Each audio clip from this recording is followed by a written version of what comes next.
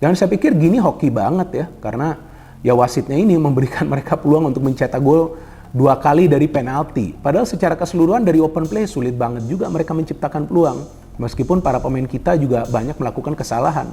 Nathan sendiri di ruang pertahanan melakukan kesalahan sampai hampir pemain Gini mencetak gol. Tapi saya pikir kita perlu mengapresiasi kerja keras dari para pemain yang membuat mereka justru menjadi bahan pembicaraan di seluruh dunia nih teman-teman. Jujur, saya tidak bohong sama sekali, karena kan seperti yang pernah saya jelaskan sebelumnya, HP saya ini bukan saja selalu berdering ya, artinya selalu ada call yang masuk, tapi juga banyak sekali pesan singkat dari teman-teman yang berada di luar negeri. Sebagian dari mereka adalah jurnalis ya, ada juga yang pengamat. Mereka justru menanyakan kepada saya, kok luar biasa banget nih Indonesia main ya. Nah, saya menjelaskan karena ini semua adalah proses yang dijalankan oleh para pemain bersama Shin Tae-yong selama bertahun-tahun. Dan sekarang kita sudah melihat hasilnya. Memang, kan saya sudah katakan sebelumnya, bahwa progresnya baru 50%. Ya kan teman-teman, itu yang saya katakan. Jadi artinya kita juga harus sabar.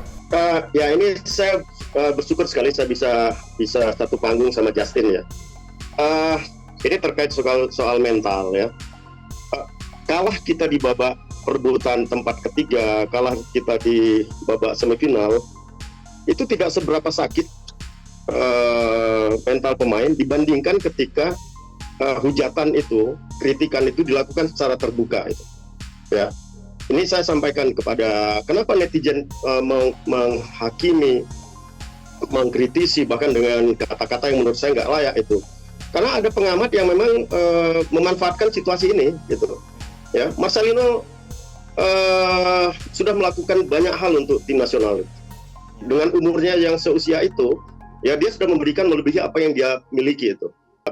Ketika kita kalah lawan Irak, karena ada satu penetrasi yang dilakukan Marcelino di dalam kotak penalti, dia tidak memilih memberikan cutback. Ya, dia lebih ingin melakukan syuting sendiri. Dan itu seolah-olah kegagalan kita itu hanya Marcelino saja yang menjadi penyebabnya itu. Dan Anda, Coach Justin juga komentar Anda di media itu juga buat saya sangat menyakitkan itu. Anda membanding-bandingkan Marcelino dengan Ronaldo. Ya, Anda punya banyak follower dan apa yang Anda katakan itu seolah-olah itu adalah kebenaran semua. Bisa jadi saya setelah ini mungkin akan mendapat hujatan juga, kritikan juga, karena saya tidak mendukung pendapat Anda itu. Gitu. Ya, jadi tolong ketika mengevaluasi pemain, kalau saya bicara soal Anda membandingkan siapa dia, ya itu yang saya baca ya. Dia bukan Ronaldinho. Nah, pertanyaan saya juga sama, Anda siapa gitu? Ya, berani memberikan kritik yang begitu besar, yang begitu menyakitkan buat Marcelino. Saya sebagai mantan pemain nasional merasa sangat tersakiti itu. Oke, baik. Baik. Ketika cara Anda menghakimi pemain nasional, pemain muda berbakat, pemain masa depan kita itu dengan cara seperti itu. Ya. Saya boleh sedikit menanggapin Coach Fahri. Ya, silakan. Jadi saya salah satu yang selalu mendukung Marcelino, terutama menurut saya adalah pemain yang berbakat.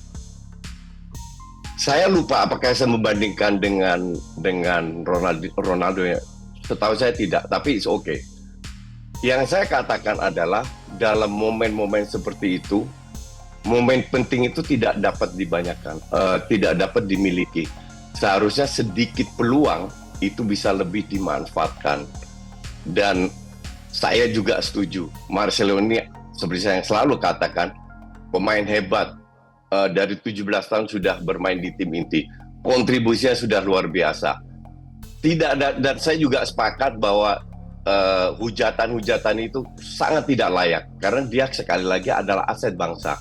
Maka dari itu, kritikan yang saya beri sebenarnya ini bukan kritikan, lebih ke sentilan lah. Jadi tidak ada tujuan untuk merendahkan atau melecehkan sama sekali.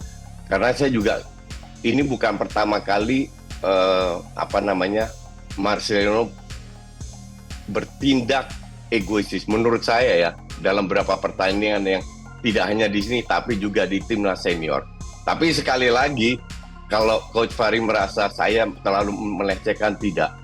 Sama sekali tidak. Justru untuk saya, Marcelino salah satu mungkin pemain yang paling berbakat. Itu saja. Walaupun tentu para pemain akan coba untuk bermain secara tim. Tapi jika ada 1 atau 2 pemain yang ingin bermain secara individu, itu yang bisa merusak irama permainan dari timnas Indonesia U23. Dan itu yang sebetulnya terjadi kan di pertandingan lawan Irak. Cuma saya kan tidak ingin mengeritik lebih dalam lagi. Nanti saya yang disuruh main. Padahal saya ini kan adalah seorang pengamat yang mengamati dan menganalisa, kemudian memberikan sudut pandang saya secara fakta. Jadi kan bukan artinya saya tidak suka atau suka dengan pemain tertentu, tetapi saya akan menjelaskan secara fakta.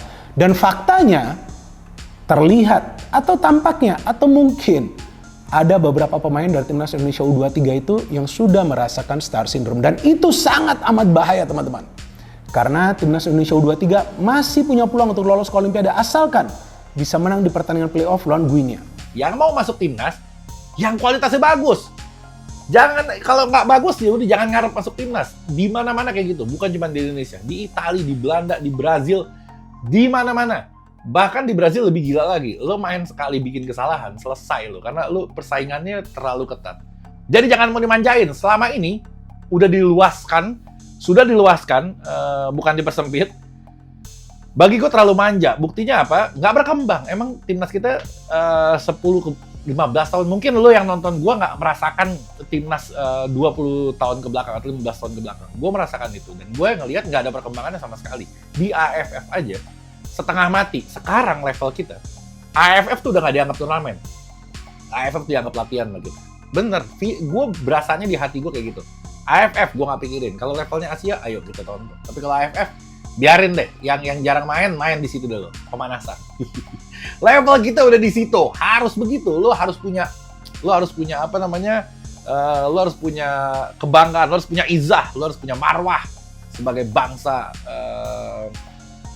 Indonesia. Jangan apa-apa minta dimanjain. Lo main gak becus pengen masuk timnas. Ya, lo main gak becus ya duduk di bangku cadangan lo. Yang main yang jago. Begitu deh. Terbukti sekarang berhasil. Itu deh yang pertama. Udah.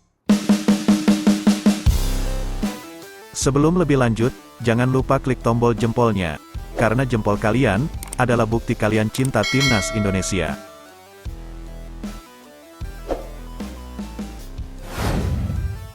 Mantan pemain timnas Indonesia, Fahri Husaini geram dengan kritik dan hujatan yang dilayangkan Coach Justin Laksana terhadap pemain timnas U23 Marcelino Ferdinand. Ia tak terima pemain timnas yang sudah berjuang dikritik dan dihujat secara terbuka di media sosial. Menurut Fahri Husaini, sosok Marcelino Ferdinand merupakan pemain muda berbakat yang dimiliki timnas Indonesia. Marcelino di usia yang masih muda sudah melakukan banyak hal bagi timnas. Ia menyesali Marcelino seolah dikambing hitamkan sebagai penyebab kekalahan timnas Indonesia U23 vs Irak di perebutan tempat ketiga Piala Asia U23 Qatar. Marcelino dinilai egois karena memaksa syuting bola ke gawang ketimbang mengoper bola ke teman. Anda, Coach Justin, komentar-komentar Anda di media itu juga sangat menyakitkan, membanding-bandingkan Marcelino dengan Ronaldo. Anda punya banyak follower, apa yang Anda katakan itu seolah-olah kebenaran semua, kata Fahri dikutip YouTube Metro TV, Sabtu, tanggal 12 Mei tahun 2024. Mantan pelatih timnas Indonesia U16 itu meminta Coach Justin apabila ingin mengevaluasi pemain ada baiknya bukan dengan cara membanding-bandingkan satu pemain dengan pemain lainnya. Jadi tolong ketika mengevaluasi pemain, kalau saya bicara soal Anda membandingkan siapa dia ya, itu yang saya baca, dia bukan Ronaldo, nah pertanyaan saya juga sama, Anda juga siapa? Berani memberikan kritik yang begitu besar, begitu menyakitkan bagi Marcelino, ujar Fahri. Saya sebagai mantan pemain timnas sangat tersakiti itu, ketika cara Anda menghakimi pemain muda berbakat, pemain nasional, pemain masa depan kita itu seperti itu, tegasnya. Menjawab pernyataan Coach Fahri Husaini, Coach Justin mengaku sebagai salah satu yang mendukung dan setuju bahwa Marcelino adalah pemain muda berbakat. Ia juga tak yakin apakah pernah membandingkan Marcelino dengan Ronaldo. Yang saya katakan adalah dalam momen-momen seperti itu, lawan Irak, momen penting itu tidak dapat banyak dimiliki. Seharusnya sedikit peluang itu bisa lebih dimanfaatkan, kata Justin Laksana. Coach Justin kembali menegaskan bahwa ia sepakat Marcelino Ferdinand adalah pemain yang hebat di usia 17 tahun sudah bermain di tim inti, dan kontribusinya luar biasa. Saya juga sepakat bahwa hujatan-hujatan itu sangat tidak layak, karena dia sekali lagi adalah aset bangsa. Maka dari itu, kritik yang saya berikan lebih ke sentilan lah, tidak ada tujuan untuk merendahkan atau melecehkan Marcelino Ferdinand sama sekali, tegas Coach Justin. Ia menilai cara bermain Marcelino Ferdinand yang egois bukan hanya kali ini saja. Beberapa pertandingan yang dia amati, pemain yang merumput di Liga Belgia bersama KMS Kadeinze itu terkesan egois dan butuh kritik perbaikan. Tapi sekali lagi, kalau Coach Fahri merasa saya terlalu melecehkan itu tidak, sama sekali tidak. Justru untuk saya Marcelino salah satu mungkin pemain yang paling berbakat, itu saja, kata Coach Justin. Selanjutnya, netizen serang IG Elkan Bagot usai tak datang di laga Indonesia U23 vs Gini. Lagi-lagi netizen Indonesia berulah. Kali ini giliran bek timnas Indonesia Elkan Bagot jadi sasaran netizen usai timnas Indonesia kalah lawan Gini di playoff Olimpiade Paris 2024. Elkan Bagot sejatinya memang dipanggil Sintayong untuk laga penting melawan Gini di playoff Olimpiade 2024. Namun hingga laga bergulir Elkan tak kunjung datang. Akhirnya Indonesia kalah 0-1 lawan Gini di laga yang berlangsung Kamis tanggal 9 Mei tahun 2024. Sintayong bahkan sempat kecewa dengan sikap Elkan. Sebab, Elkan sudah tak ada jadwal bertandingan lagi di klubnya.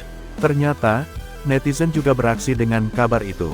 Banyak netizen yang menyerbu kolom komentar Instagram Elkan. Banyak netizen yang memberi dukungan. Ada juga yang menghujat sang pemain. Jangan dengerin head comment yang gak berpendidikan Elkan, Elkan Bagot tetap berprogres menjadi pemain hebat, abaikan omongan gak bermutu, jangan dibawa ke hati hingga berlarut-larut. Tetap berjuang Elkan, tulis netizen. Oi kenapa gak main di timnas U23 Liga udah selesai juga, tulis netizen lain. Selanjutnya, 3 naturalisasi terbaru timnas bikin lokal pret makin panas. Timnas Indonesia akan kembali melanjutkan perjuangan di ronde kedua kualifikasi Piala Dunia 2026, awal Juni mendatang. 2 laga penting menanti timnas Indonesia masing-masing melawan Irak dan Filipina. Untuk jadwal timnas Indonesia vs Irak akan dihelat di Stadion Utama Gelora Bung Karno SUGBK pada tanggal 6 Juni tahun 2024 mendatang. Lawan melawan Irak menjadi momen bagi 3 pemain naturalisasi terbaru melakukan debut untuk timnas Indonesia. Mereka ialah Maarten Paes, Kelvin Verdonk dan Jens Raven. Bahkan ex-ko PSSI Arya Sinulinga membeberkan proses naturalisasi dari ketiganya saat ini sedang dikebut. Terlebih untuk calon kiper nomor 1 timnas Indonesia, Maarten Paes, yang punya masalah tersendiri dalam proses naturalisasi. Yap, kiper dari FC Dallas ini terhambat regulasi illegible dari FIFA, yang mana menerangkan seorang pemain dapat berubah negara jika di bawah usia 21 tahun. Adapun Maarten Paes sendiri tercatat membela timnas Belanda ketika dirinya telah berusia 22 tahun. Walhasil proses naturalisasi pemain timnas Indonesia tersebut sedikit terhambat. Kini PSSI masih mengejar proses naturalisasi ke ranah pengadilan arbitrase olahraga CAS. Kalau Maarten Paes ada 1 tahapan lagi yang harus kami laksanakan, kata Arya Sinulinga. Kami lagi kerjakan itu, bukan perpindahan federasi. Ada 1 tahapan agak berbeda dibanding yang lain, casret, sambung Arya. Selanjutnya, untuk proses naturalisasi Kelvin Verdonk dan Jens Raven terpantau tanpa hambatan. PSSI bahkan mentarget proses dari keduanya berlangsung dengan cepat. Diketahui, nama Kelvin Verdonk dan Jens Raven merupakan pemain terbaru timnas Indonesia yang dikerjakan oleh PSSI. 2 pemain kelahiran Belanda tersebut telah mengunjungi Indonesia untuk melengkapi berkas pada awal-akhir April tahun 2024 lalu. Walhasil, proses dari calon bek kiri serta striker utama timnas Indonesia itu akan dikebut oleh PSSI. Sementara yang lain Verdonk dan Jens Raven itu mudah-mudahan bisa kami kerjakan dengan cepat, ujar Arya. Gayanya Pak Erik Ketum PSSI, kan satset gitu, sambung pria yang punya jabatan di Kementerian BUMN itu. Jadi ya, kami tidak mau janji. Pokoknya dikerjakan nanti tiba-tiba sudah ada hasil saja, pungkasnya. Omongan Arya sah-sah saja, mengingat memang PSSI kerap memberikan kejutan di waktu mepet proses naturalisasi dan pertandingan. Hal ini terakhir kali dialami oleh Tom Haye dan Ragnar Oratmangun saat lanjutan kualifikasi Piala Dunia 2026, Maret tahun 2024 lalu. Di mana 2 pemain tersebut baru bisa tampil untuk timnas Indonesia saat melawan Vietnam di partai tandang. Sedangkan saat memainkan pertandingan di SUGBK yang berjarak hanya 4 hari dari laga tandang, Tom Haye dan Ragnar Oratmangun belum dapat diamainkan. Maka diprediksi untuk nasib Maarten Paes, Kelvin Verdonk dan Jens Raven di laga timnas Indonesia mendatang, bisa serupa dengan calon kompatriotnya tersebut. Tentu kedatangan Maarten Paes, Kelvin Verdonk dan Jens Raven dapat menambah kuat timnas Indonesia. Terlebih tim besutan Sintayong cuma perlu mengukir satu kemenangan lagi untuk melangkah ke fase ketiga kualifikasi Piala Dunia 2026. Hal spesial juga jika timnas Indonesia bisa mencatatkan kemenangan saat melawan Irak yang notabene menjadi momok di beberapa pertandingan terakhir. Yap, saat pertemuan pertama lalu, timnas Indonesia dicukur abis dengan skor 5-1 oleh Irak. Sedangkan saat pertemuan di Piala Asia Januari-Februari 2024 lalu, timnas Indonesia serupa dibabat dengan skor 1-3. Maka dengan sokongan pemain naturalisasi terbaru bisa menjadikan kekuatan timnas Indonesia lebih kuat dalam partai mendatang.